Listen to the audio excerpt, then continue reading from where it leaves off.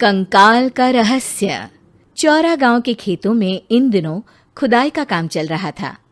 असल में इसी गांव से होकर एक अच्छी सड़क गुजरनी थी, इसलिए यहाँ खुदाई शुरू की गई थी।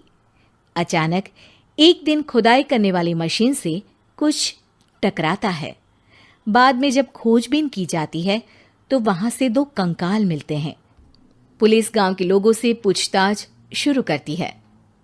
आप लोगों को क्या लगता है ये किसके कंकाल हो सकते हैं? अरे साहब, हमें क्या पता ये किसके कंकाल है, आप ही लोग पता लगाइए। हम लोग तो बहुत ज़्यादा डरे हुए हैं। हाँ, हमारी फॉरेंसिक टीम अभी आ रही है। ये बताओ कि इस गांव के रहने वाला कोई जोड़ा गायब तो नहीं ना? क्योंकि शुरुआती जांच में तो ये बात सामने आ रही है कि एक कंकाल किसी पुरुष का है तो एक किसी महिला का। साहब, हमें तो बहुत डर लग रहा है। ऐसे कंकाल मिलने का मतलब गांव के आसपास ही किसी की हत्या हुई है या फिर किसी को जलाकर मार डाला गया है। हाँ साहब, हम अपने परिवार को लेकर बहुत ही ज़्यादा परेशान हैं।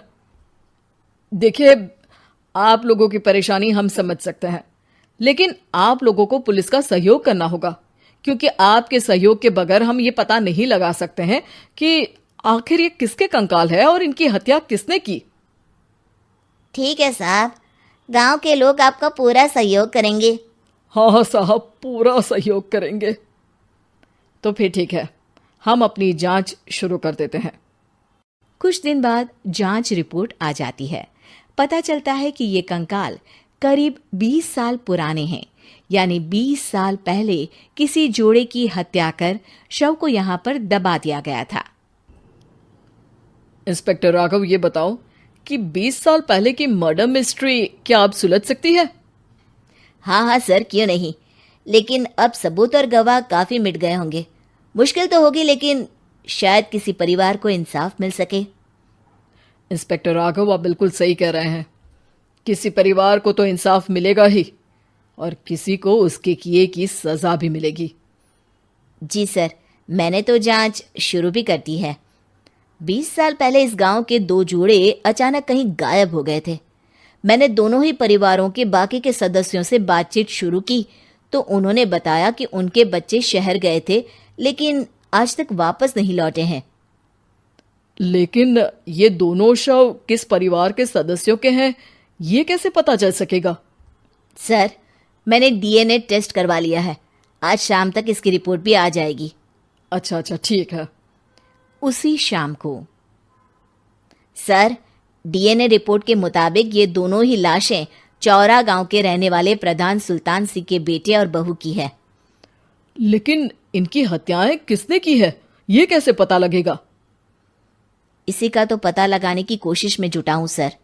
आज सुल्तान सिंह से मिलने भी जा रहा हूं। मेरा बेटा और बहू तो मेरे लिए सिर्फ यादों में ही रह गए थे। हमें उनकी लाशें तक नहीं मिल सकी थी। आज 20 साल बाद उनके कंकाल मिले हैं। मैं अब किसके लिए जीऊं?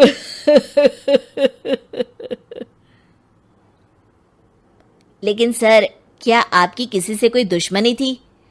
अपने बेटे बहू की हत्या के लिए आप किसे जिम्मेदार मान रहे हैं? अब मैं किसका नाम बोलूं? मेरी तो किसी से दुश्मनी नहीं थी, बस मेरे बेटे बहू को कोई वापस ला पाता।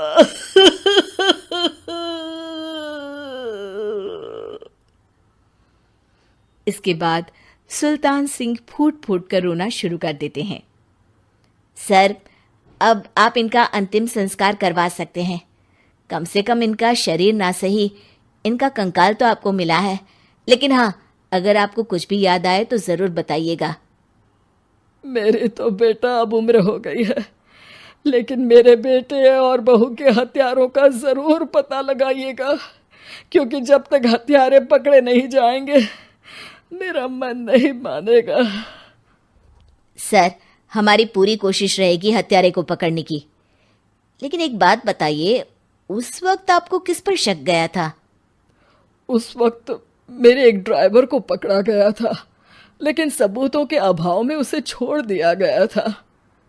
अच्छा, और ड्राइवर पर कैसे शक हुआ था? क्योंकि उस दिन ड्राइवर छुट्टी पर था। उस समय लेकिन लाश क्यों नहीं मिल सकी थी? उस वक्त पुलिस ने बहुत कोशिश की थी, लेकिन दोनों की डेड बॉडी नहीं मिल सकी थी। ठीक है, हमारी तफ्तीश चल रही है, मैं फिर आऊंगा। इसके बाद इंस्पेक्टर वहां से चला जाता है और सुल्तान सिंह अपने बेटे और बहू की याद में खो जाते हैं। कुछ दिन बाद सुल्तान सर, एक बात बताइए, जब आपके बेटे बहू की हत्या हुई थी, उसी के आसपास आपके ही गांव का रहने वाला एक और जोड़ा उसी वक्त गायब हो गया था ना? हाँ सर, अलका और अभिषेक, वो भी मेरे बच्चों जैसे ही थे। तो फिर वो कहाँ है? उनका भी आज तक पता नहीं चल सका, लेकिन बताते हैं कि कुछ साल पहले अभिषेक को गांव के ही किसी आदमी ने मुंबई में देखा था, लेकिन फिर वो गायब हो गया। यानी अभिषेक और अलका की हत्या नहीं हुई थी, बल्कि उन्होंने किसी वजह से खुद ही गांव छोड़ दिया था। हाँ, हो सकता है, क्योंकि अभिषेक मेरे बेटे संतोष का अच्छा दोस्त था और उसका मेरे घर भी आना जाना लगा रहता था। हो सकता है कि उसने मेरे बेटे और बहू के बारे में सुन लिया हो और ये गांव छोड़ दिया हो सकता है। उनके परिवार का कोई अब नहीं रहता क्या इस गांव में? अब तो कोई नहीं रहता। एक चाचा थे, लेकिन उन्होंने भी अपना पुश्तैनी मकान बेच दिया है। वो भी अब कहीं शहर में ही बस गए हैं। ओह, अभिषेक और अलका के बारे में भी पता लगाना होगा। हो सकता है कि वही इस हत्या के बारे में कुछ बता सके। हो तो सकता है, लेकिन वो बेचारे तो खुद ही वक्त के मारे थे, वो क्या बताएंगे। फिर भी सर, जब केस दोबारा खुला है तो जांच तो करनी ही पड़ेगी, और इस बार तो लाशें भी बरामद हुई है। कुछ दिन तक लगातार तफ्तीश चलती रही। एक दिन थाने से सुल्तान सिंह को फोन आता है। हाँ, कौन बोल रहा है? सर, मैं कांस्टेबल तुलाराम बोल रहा हूँ थाने से। आपको थाने आना पड़ेगा। थाने? लेकिन क्यों? सर, किसी की पहचान करवानी है। अच्छा ठीक है, मैं दोपहर तक पहुंचता हूँ। सुल्तान सिंह दोपहर में थाने पहुंचता है। कई पुलिस के अधिकारी वहां मौजूद रहते हैं। सर, आपके बेटे की हत्या का रहस्य आज शायद सुलझ जाए। अच्छा इंस्पेक्टर राघव, पर वो कैसे? सर, उस आदमी को देखिए, क्या वही अभिषेक है? सुल्तान सिंह की आंखों में हैरानी से आंसू आ जाते हैं। हाँ सर, यही अभिषेक है। ये आपको कहाँ से मिला? सिर्फ अभिषेक ही नहीं, बल्कि इसकी पत्नी अलका भी इसके साथ है। मैडम, जरा अभिषेक की पत्नी को लाइए। जैसे ही अलका को पेश किया जाता है, सुल्तान सिंह जमीन पर गिर जाते हैं। सुल्तान सर, क्या हुआ आपको? आप अलका को देखकर गिर क्यों गए? सुल्तान सिंह सर पकड़कर बैठ जाते हैं। ये अलका नहीं, बल्कि ये तो मेरी बहू रितु है। पूरा थाना एक दूसरे का मुंह देखने लगता है। क्या? इसके बाद हर किसी को दो कंकाल और हत्या का रहस्य समझ में आ गया। अभिषेक और रितु ने मिलकर संतोष और अलका की हत्या की थी और लाश को जमीन के नीचे दबा दिया था। आज 20 साल बाद इस हत्या का रहस्य खुल सका था कि अवैध प्रेम संबंध में 2 मासूमों की जान गई थी।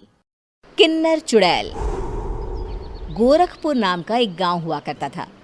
उस गांव में ज्यादा लोग नहीं रहते थे। उस गांव में एक गर्भवती विधवा औरत रहती थी। उस औरत का नाम कमला था। कमला अपने घर में अकेली रहती थी। उसके पति की सारी जायदाद उसके नाम हो गई थी, पर सभी गांव वाले उस औरत को मनहूस औरत समझा करते थे और सभी उससे नफरत किया करते थे। एक बार कमला राशन की दुकान पर खाने का सामान खरीदने जाती है। भैया जी, जरा 1 किलो दाल चावल देना। अरे हाय हाय हाय हाय हाय हाय! अरे मनहूस औरत, मेरी दुकान में अपशुगन करवाने आ गई क्या? हैं? चल जा यहाँ से, मैं कुछ नहीं देने वाला हूँ तुझे। भाग भाग यहाँ से, चल जा, निकल। भैया जी, ऐसा मत कहिए, मैं गर्भवती हूँ, मुझे खाने की बहुत जरूरत है, मुझे खाना दे दीजिए। दुकानदार कमला को वहां से धक्के मारकर भगा देता है। तभी कमला रोते रोते उस गांव के किन्नरों के इलाके में आ जाती है। गांव वाले किन्नरों को उसी इलाके में रखा करते थे, क्योंकि वो लोग किन्नरों को पसंद नहीं करते थे और उनके इलाके में रहने से मना करते थे। तो किन्नरों ने उसी गांव में अपना एक इलाका बना लिया था। जब किन्नर लोग देखते हैं कि एक गर्भवती महिला रोते रोते उनके इलाके में आ गई है, तो सारे किन्नर कमला के पास जाकर उसका हाल पूछने लगते हैं। क्या हुआ बहन, तुम्हारी गर्भवती अवस्था में इतनी बुरी हालत कैसे? तुम रो क्यों रही हो? तुम डरो मत, हम तुम्हें कोई नुकसान नहीं पहुंचाएंगे। तुम शांत होकर सब बताओ कि हुआ क्या है। मैं कमला हूँ, मैं गांव के दूसरे इलाके से आई हूँ। 2 महीने पहले ही मेरे पति की मौत हुई है। मुझे गांव के लोग मनहूस मानते हैं, क्योंकि मैं विधवा हूँ और गर्भवती भी। वहाँ के लोग मुझे खाने के लिए कुछ बेचने के लिए भी तैयार नहीं, जिससे मेरा गुजारा नहीं हो रहा था। कोई बात नहीं कमला, हम तुम्हारा ख्याल रखेंगे। किन्नर लोग कमला को एक खाली घर में रहने के लिए जगह दे देते हैं और उसकी देखभाल भी करते हैं। कुछ ही महीने बाद कमला अपने बच्चे को जन्म देती है, पर अफसोस, कमला बच्चे को जन्म देते ही अपनी जान गंवा देती है। जब सब किन्नर बच्चे को देखते हैं तो बहुत खुश हो जाते हैं, क्योंकि वो बच्चा भी किन्नर ही था। कमला ने एक किन्नर बच्चे को जन्म दिया था। अब इस बच्चे की देखभाल कौन करेगा? हम तो इस बच्चे को गांव के दूसरे इलाके में भी नहीं भेज सकते। और तो क्या हुआ, इस बच्चे की माँ नहीं रही तो हम इसे पालेंगे। अब ये हमारे इलाके में रहेगा, हमारे साथ रहेगा।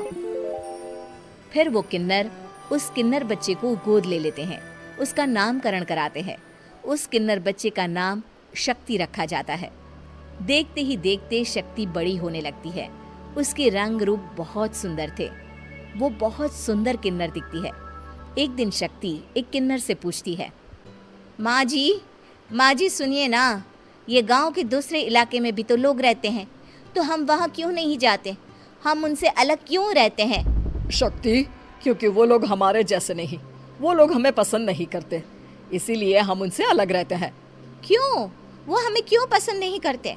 मुझे एक बार उस इलाके में जाना है, मैं एक बार वहाँ जाकर घूम कर आऊँ। शक्ति, खबरदार, जो तू उस इलाके में कभी भी गई तो अपनी जान नहीं गंवाना चाहती तो उस इलाके में कभी कदम भी नहीं रखेगी, समझी? इतना कहकर वो किन्नर वहां से चली जाती है। शक्ति उस किन्नर की बात सुनकर बहुत रोती है। माँ जी ऐसा कैसे कह सकती है? उन्होंने इतनी सी बात के लिए मुझे इतना डांटा। अब तो मैं उस इलाके में ज़रूर जाऊंगी। फिर एक दिन शक्ति गांव के दूसरे इलाके में चुपके से जाती है। ये लोग तो हमारे जैसे ही इंसान हैं, तो ये हमसे नफरत क्यों करते हैं? जब शक्ति उस इलाके में पहुंचती है तो गांव के सारे आदमी उसके रूप से मोहित हो जाते हैं। वो लोग ये अंदाज़ा नहीं लगा पाते कि वो किन्नर है। शक्ति की सुंदरता देखकर सारे गांव वाले उसकी तारीफ करने लगते हैं। तभी गांव का चक्कर लगाने गांव के जमींदार का बेटा हर्ष वहां पहुंचता है। हर्ष भी दिखने में बहुत सुंदर होता है। जब हर्ष ने शक्ति को देखा तो वो भी उससे मोहित हो गया, और जब शक्ति की नज़र हर्ष पर पड़ी तो वो हर्ष को देखकर मोहित हो गई। आपको पहले कभी इस गांव में देखा नहीं। इस गांव में आप नए हैं क्या? जी नहीं, वो मैं बस। तभी शक्ति बोलते बोलते रुक जाती है और मन में सोचने लगती है, अगर मैंने इनको बता दिया कि मैं दूसरे इलाके से आई हूँ तो वो समझ जाएंगे कि मैं किन्नर हूँ, इसलिए मुझे इनसे झूठ ही बोलना पड़ेगा। शक्ति हर्ष को कहती है, जी हाँ, मैं इस गांव में नई आई हूँ, यहाँ अकेली रहती हूँ। वैसे आप कौन है? आप भी इसी गांव में रहते हैं? जी हाँ, मैं इस गांव के जमींदार का बेटा हूँ। आपको किसी भी चीज की जरूरत पड़े तो आप मुझे बता देना, मुझे अच्छा लगेगा। ऐसे ही शक्ति और हर्ष एक दूसरे से रोज मिलने लगते। वो दोनों अपने प्यार का इजहार करने एक दूसरे से मिलने जाते हैं। तभी शक्ति का पीछा करते करते एक किन्नर वहां आ जाती है। शक्ति, मैं तुमसे बहुत प्यार करता हूँ। मैं तुमसे शादी करना चाहता हूँ। क्या तुम मुझसे शादी करोगी? हाँ हर्ष, मैं तुमसे शादी करूंगी, पर मैं तुमको अपने बारे में एक सच्चाई बताना चाहती हूँ जो मैंने तुमसे छुपा कर रखी है। तभी उनके बीच में ही वो किन्नर आ जाती है। शक्ति, तेरी हिम्मत कैसे हुई ऐसा करने की? वो किन्नर शक्ति को खींचकर गांव के जमींदार के पास ले जाती है। हर्ष भी वहां शक्ति को बचाने के लिए पहुंच जाता है। जमींदार शक्ति और हर्ष के प्यार के बारे में सुनकर गुस्से में आ जाता है और शक्ति को गांव के बाहर निकालने की सजा देता है। शक्ति ये बात सहन नहीं कर पाती और कुएं में कूदकर अपनी जान दे देती है। जमींदार हर्ष की शादी गांव की एक लड़की से करवा देता है, पर हर्ष इस शादी से खुश नहीं होता। शक्ति अपना बदला लेने के लिए मरने के बाद किन्नर चुड़ैल बन जाती है। अब मैं इन गाँव वालों को नहीं छोड़ूंगी, अब इनसे मैं अपने प्यार का बदला लूंगी। किन्नर चुड़ैल गांव वालों को परेशान करना शुरू कर देती है। एक बार वो रात को गांव के खेतों में पहुंच जाती है और वहां आग लगा देती है।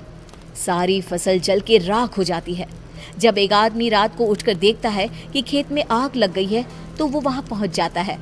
वो देखता है कि खेतों के बीचों बीच एक किन्नर चुड़ैल खड़ी है और वहां खड़े होकर ताली बजा रही है। गांव वाला किन्नर चुड़ैल को देखकर बेहोश हो जाता है। जब सुबह उस आदमी को होश आता है तो वो सीधा जमींदार के पास जाता है। अरे जमींदार साहब, अरे वो किन्नर चुड़ैल ने मेरी सारी फसल जला दी। अब मैं क्या करूंगा, क्या होगा मेरा? जमींदार चुड़ैल किन्नर का नाम सुनते ही सब कुछ समझ जाता है। अब वो बहुत डर जाता है। उसी रात को जब जमींदार डर के मारे अपने कमरे में सो नहीं पाता, तभी वहां अचानक से किन्नर चुड़ैल आ जाती है। किन्नर चुड़ैल जोर जोर से जमींदार के आगे खड़ी होकर हंसने लगती है और ताली बजाने लगती है। जमींदार उस डरावनी किन्नर चुड़ैल को देखकर बहुत डर जाता है। तूने मेरे साथ बहुत बुरा किया, अब मैं तुझे जान से मार दूंगी। नहीं नहीं नहीं नहीं, नहीं। मुझे माफ कर दो, मुझे मत मारो। मैं कभी ऐसा दोबारा नहीं करूंगा। अब तुम जो बोलोगी वही मैं करूंगा। ठीक है, मैं चाहती हूँ कि किन्नर इलाका गांव के इलाके से जुड़े और गांव का कोई भी आदमी किन्नर समाज से द्वेष ना करे, उससे नफरत ना करे, नहीं तो मैं सारे गांव को मार दूंगी। और तुम गांव में एक नया कानून बनाओ कि अगर किसी ने भी किन्नर समाज को हानि पहुंचाने की कोशिश भी करी या इनसे भेदभाव करने की भी कोशिश करी तो उनको कड़ी से कड़ी सजा मिलेगी। हाँ हाँ हाँ हाँ, मैं ऐसा ही करूंगा। तुम जो बोलोगी वो मैं करूंगा, पर मुझे जाने दो प्लीज। तब वो किन्नर चुड़ैल वहां से चली जाती है।